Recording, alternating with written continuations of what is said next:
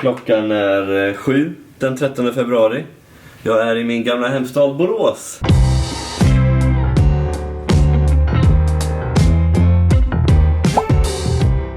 Som du kanske förstår så här ser det inte ut hos mina föräldrar. Jag är på Quality Hotel Grand i Borås. Jag är inbjuden av den här tjommen. När folk frågar dig vad du jobbar med, vad säger du då? I svenska brukar jag säga att jag är presschef, det är nästan enklast då. På engelska så heter det något så fint som Head of Media Relations and PR.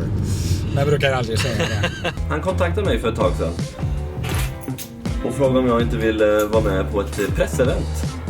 Jag skulle lansera en ny buss. Fattar ni? Jag ska se en helt ny buss. Det här är den första gången som den visas för allmänheten.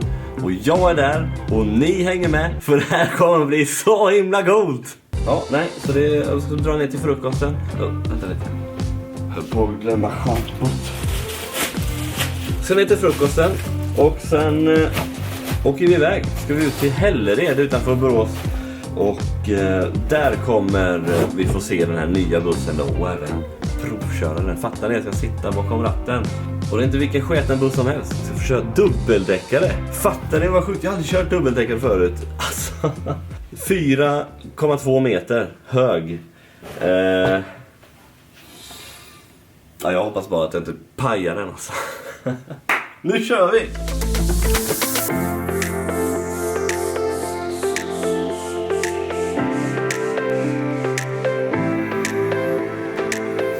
God morgon. God morgon! Blir det finbuss idag?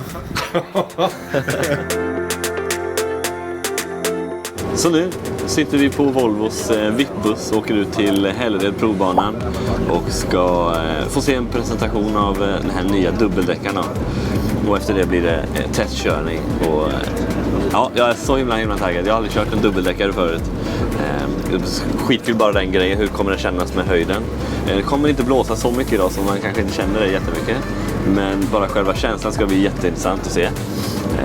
Ja, men sen också bara, jag menar, jag är van vid stadsbussar. De är inte superavancerade. Så det ska bli kul med en buss där som kostar lite mer, som verkligen är gjord för ultimat komfort liksom. Det är jag taggad på att se hur det känns, både att åka med men också liksom köra själv. Och grejen med den här bussen vi ska titta på nu, det är att det är så sjukt hemligt än så länge. Vi spelar in det här en vecka innan det publiceras. Så det är himla roligt att få se den i förväg så här innan någon annan. Det känns lite speciellt. Och med mig har jag Proffs-Tobbe. Tjena Proffs-Tobbe! Lite busy. Du har varit med och hängt lite med bussfolk här ett tag. Hur känns det? Har du blivit en bussnörd eller? Det är kul.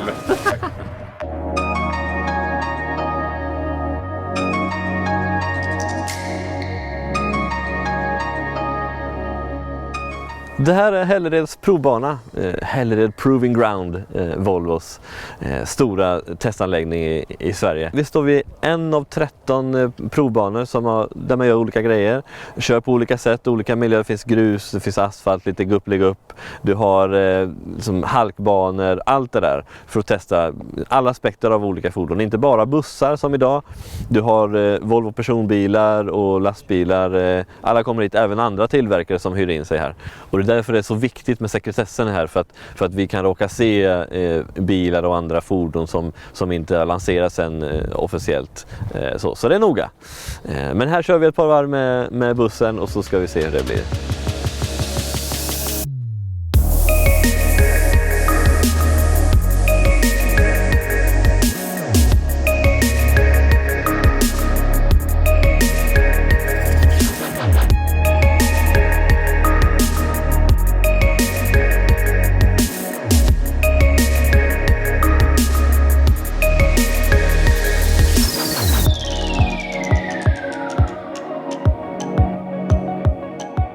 Nu sitter jag i den, Volvos 9700 DD.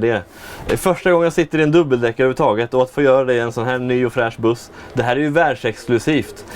Vi får sitta i den här nya innan lansering. Superroligt. Jag hittar justeringen. Som tur är har vi de här. Vi har ju liknande stolar i stadsbussarna. Så vi ska hitta rätt här. Och det, alltså som ni ser, det är ju enormt mycket plats alltså. Du vet, jag kommer ända bak i väggen. Och det, alltså så här mycket plats har jag aldrig sett i en buss förut. Det är helt otroligt. Nu är jag rätt kort så jag ska fram en bit. Ratten är enorm. Men det kanske är positivt. Justera den ska vi göra. Där, jag ska se. Motorn är igång. Nu rullar vi. Ingen trafik idag.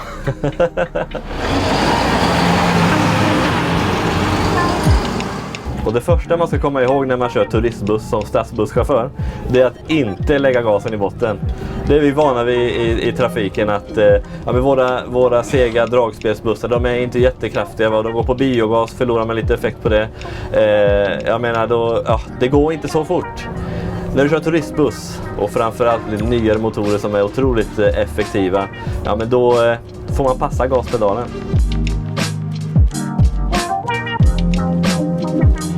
Det är en otroligt fin känsla att köra det här fordonet. Alltså. Jag vet att Volvo har en himla bra bild. Jag har kört deras äldre modell av 9700 tidigare. Men det är bara att liksom tacka och bocka för kvalitetskänslan. Alltså det känns så himla tryggt och säkert. Och visst, det är dubbeldäckare. Den är 4,25 meter hög. Det är högt, men jag menar, idag har vi hyfsat vindstilla och generellt, alltså man märker inte det. Man tänker inte på att det är en enorm buss alltså.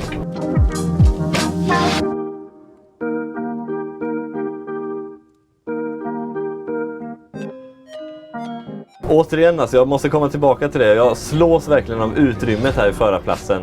För det känns otroligt stort och fint och jag känner mig verkligen bortskämd. Du vet, som alla knappar är lagom räckhåll och ändå så här hur mycket space som helst alltså. Du vet, i en del av våra bussar man har ju knappt plats för väskan. Vart tusen ska ha min väska någonstans. Det är inte ett problem här kan man säga. Dryckeshållare, alltså det här är sådana små grejer jag plockar upp här. Det har vi inte heller i våra bussar. Och sådana grejer gör faktiskt skillnad liksom. Det är klart att det är ju standard i turistbussar givetvis. Jag menar, jag kör inte dem dagligdags så att det här är ju roligt för mig på så många plan alltså.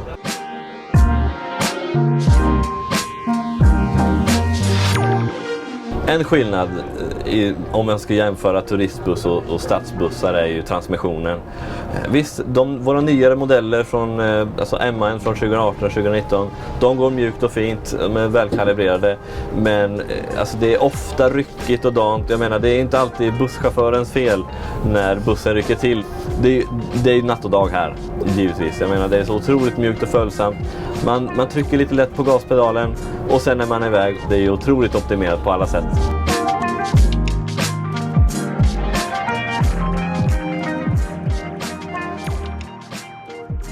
En rolig grej med Volvo 9700 DD är att det är den första Volvo-bussen med elektroniska speglar.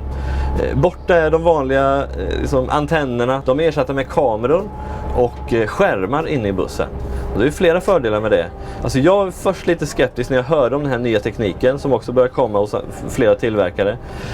Att, men hur funkar det om det blir isbildning, alltså hur är det i mörkerkörning och så. Men i de här kamerorna så blir de ju lite varma av kameran i sig.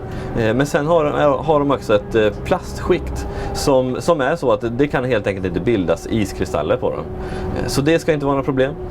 Och sen på natten så får du bättre sikt i dem än med blotta ögat. För jag menar, kör man på natten, särskilt om det är regnigt, det är dimmigt och sådär, det är knappt att du ser sidolinjerna i höger spegel alltså.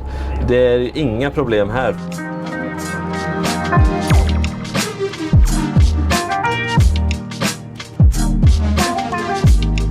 I bussen sitter en 11 liters motor som går på diesel, kan även gå på biodiesel. Du har 460 hästkrafter och vill du komma iväg så är det inga problem. Så kan man ju säga. Volvo är ju kända för att vara otroligt driftsäkra, göra riktigt bra komponenter som håller länge. Även äldre modeller, liksom, man kan lita på dem. Och 9700 det är väl inget undantag. Sen hade det varit intressant att se hur det känns när det blåser på och liksom när det blir, man får känna att det rycker lite i bussen. För det är väl då man känner att nu kör jag faktiskt dubbeldäckare. Så. Men det får vi ta en annan gång. Idag har vi himla fint väder, alltså solen skiner och det kan inte bli bättre väder alltså. Och hur är det då att åka i den här bussen som passagerare? Alltså jag tycker det är hur skönt som helst. Här kan man ju sitta flera timmar, alltså det känner jag. Det är skönt gung i dämpningen.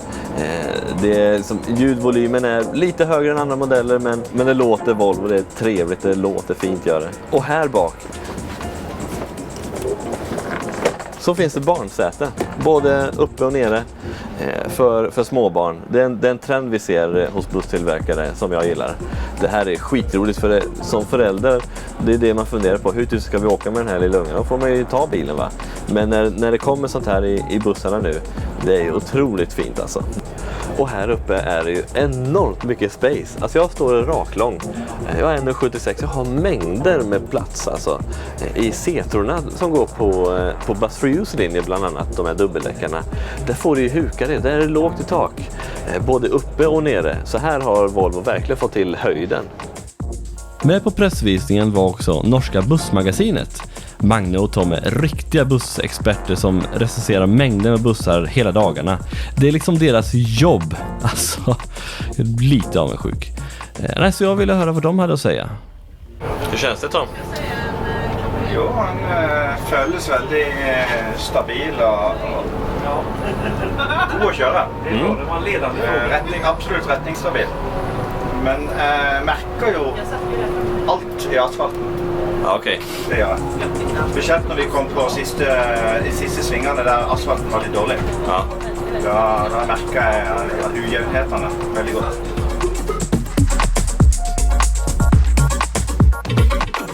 Vad tyckte du om bussen? Jeg synes det var utrolig gøy å se Volvo lage en dobbeltdekker. Altså, jeg har sittet på med Karus-busser så lenge jeg har levd, og aldri sett en dobbeltdekker ut av Karus. Jeg synes den var god å kjøre, god å sitte på, men jeg gleder meg til å se bussen på veien og se hvordan kundefeedback blir, og bruksområdene på den. Ja, men skitroligt. Och så just stabiliteten tycker jag var slående. Alltså. Ja. Men hur den ligger på vägen alltså. Ja, virkelig. Ja, jag vet inte om det måste vara vikten som gör skillnad, eller vad tror du? Lavt tyngdepunkt. Du har mye vekt nede som gjør at du ikke får så mye krenging. Så du får en helt annen stabilisering. Det merker du når du kjører en vanlig 9007 også. Når du kjører med tom bagasjerom, så kan du få litt mer ustabilitet. Når du får masse bagasje inn i bussen og folk, så får du mye mer tyngde ned i bakken, og du kjører mye mer jevnt. Ja, just det. Så det er en helt annen opplevelse å kjøre en full turistbuss enn å kjøre en tom. Men her har du stabiliteten fra starten, fordi den ligger allerede tungt nede fra tyngdepunktet på grunn av en dobbeltdekker og lavt. Du kör ju mycket mer turistbussar än vad jag gör. Ja. Och liksom dubbeldäckare har jag kört förut. Så här. Om du jämför med andra märken, Setra och liksom alla andra modeller. Alltså den är mye högre, och den här är ju spesifisert som en ekspressbuss. Dette her er en buss som skal bare ta deg en time eller to. Setra for eksempel er jo mye mer luksuriøst.